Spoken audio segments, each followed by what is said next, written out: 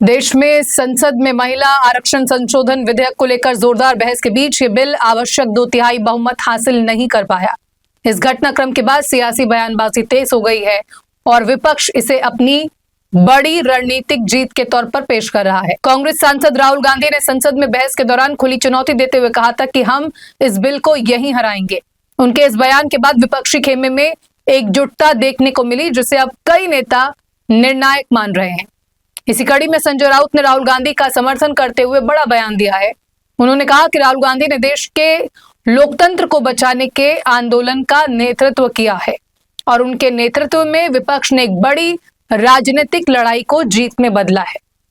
राउत के मुताबिक ये सिर्फ एक विधेयक की हार नहीं, बल्कि एक बड़े राजनीतिक एजेंडे की विफलता है।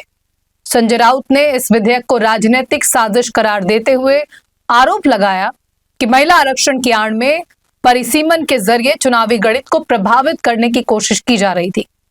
उन्होंने कहा कि लोकसभा सीटों की संख्या बढ़ाने और सीमाओं के पुनर्निर्धारण के जरिए कुछ राज्यों की राजनीतिक ताकत कम करने का प्रयास किया जा रहा था। उन्होंने सोशल मीडिया पर भी तीखी प्रतिक्रिया देते हुए कहा कि यह घटनाक्रम केंद्र सरकार के लिए एक बड़ा झटका है और इससे राजनीतिक संतुलन में बदलाव के संकेत मिलते हैं। राउत ने यहां तक कह डाला कि मौजूदा सरकार बहुत कम बहुमत पर टिकी हुई है और आने वाले समय में राजनीतिक समीकरण बदल सकते हैं। वहीं इस पूरे विवाद के बीच संजय राउत ने भाषा के मुद्दे पर भी अपनी राय रखी। उन्होंने कहा कि हर राज्य में स्थानीय मातृभाषा को अनिवार्य किया जाना चाहिए।